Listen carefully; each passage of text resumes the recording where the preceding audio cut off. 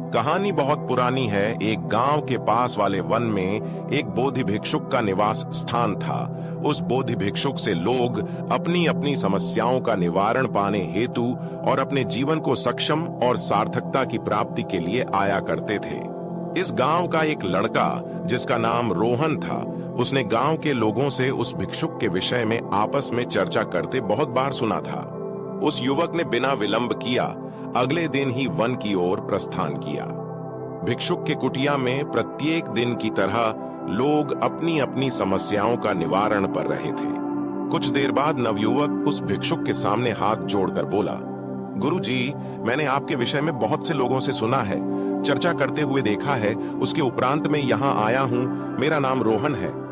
गुरुजी ने उस युवक को अपने समक्ष बैठाया और हल्की मुस्कान के साथ बोले, बताओ वत्स, तुम्हारी क्या समस्या है? युवक बोला, गुरुजी, मैं अपने जीवन में सफलता के सर्वोच्च शिखर पर पहुंचने की चाह रखता हूं, लेकिन मेरे पिताश्री मुझे अपनी तरह कृषि के कार्य में संलग्न करना चाहते हैं, परंतु मैं इसके लिए निम्न स्तर से शुरुआत नहीं करना चाहता। क्या आप मुझे कोई ऐसा रास्ता बता सकते हैं जो मुझे सीधा सफलता के सर्वोच्च शिखर पर पहुंचा दे? गुरुजी ने बोला, अच्छी बात है, मैं तुम्हारे प्रश्न का जवाब अवश्य दूंगा, परंतु इससे पहले तुम्हें मेरा एक कार्य करना पड़ेगा। युवक बोला, आज्ञा गुरुदेव। गुरुजी ने युवक से बोला कि तुम्हें इस वन के बगीचे से गुलाब का सबसे सुंदर फूल लाकर मुझे देना पड़ेगा। युवक बोला, इसमें कौन सी बड़ी बात है? गुरुजी, मैं तुरंत ही सबसे सुंदर फूल आपके लिए लाए देता हूं। गुरुजी बोले, हाँ, अवश्य ही, इसमें कोई बड़ी बात नहीं है, पर इसमें एक शर्त है कि तुम जिस गुलाब को पीछे छोड़ दोगे उसे पलट कर नहीं तोड़ोगे। युवक ने गुरुजी की शर्त को स्वीकार किया और गुरुजी को प्रणाम कर बगीचे की ओर प्रस्थान किया। युवक के बगीचे पहुंचते ही उसने देखा कि यहाँ तो एक से बढ़कर एक सुंदर गुलाब खिले हुए हैं। वह बहुत खुश हुआ। जब उसने गुलाब के पहले फूल को तोड़ना चाहा, तब उसने देखा कि थोड़ी दूर पर पहले वाले से अधिक सुंदर गुलाब खिला हुआ है, और जब वह दूसरे गुलाब को तोड़ने जाता है तो उसे तीसरा गुलाब दूसरे वाले से भी अधिक अच्छी लगने लगती, और यही क्रम आगे चलता रहा। जब भी वह गुलाब के एक फूल को तोड़ने जाता तो उसे कुछ दूरी पर और भी अधिक सुंदर फूल नजर आते और वह उसे छोड़कर आगे बढ़ जाता। ऐसा करते करते वह बगीचे के आखिरी किनारे पर आ पहुंचा।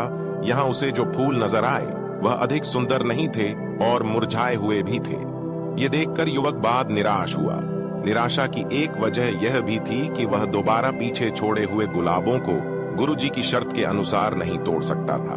आखिरकार वह बिना फूल लिए ही लौट गया। गुरुजी के आश्रम में पहुंचते ही युवक को खाली हाथ देखकर गुरुजी बोले, क्या हुआ बेटा, गुलाब का फूल नहीं लाए?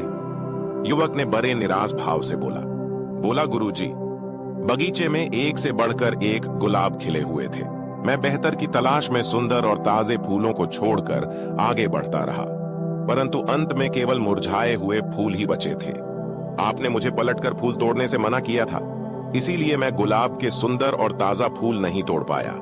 युवक का उत्तर सुन गुरुजी मुस्कुराकर बोले, बेटा, जीवन भी इसी तरह से है। जीवन में हमें शुरुआत से ही कर्म करते हुए चलना चाहिए। हमें अपने शीर्ष शिखर पर चढ़ने के लिए अपने आधार को मजबूत करना पड़ता है। कई बार सफलता शुरू के कर्मों और अवसरों में ही छिपी रहती है। जो व्यक्ति शुरू से ही अधिक और सर्वोच्च स्थान पाने हेतु आगे बढ़ते रहते हैं, अंत में उन्हें तुम्हारी तरह खाली हाथ ही लौटना पड़ता है। युवक गुरुजी की बात की गहराई को समझ चुका था। उसे अपने प्रश्न का उत्तर मिल गया। अंत में गुरुजी को प्रणाम कर युवक संतुष्ट भाव से अपने गांव की ओर चल पड़ा।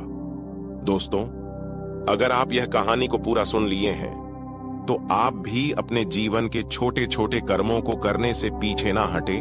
आगे चलकर यही कर्म आपके जीवन की सफलता की सीढ़ी बन सकती है और आप अपने मंजिल को प्राप्त हो सकते हैं।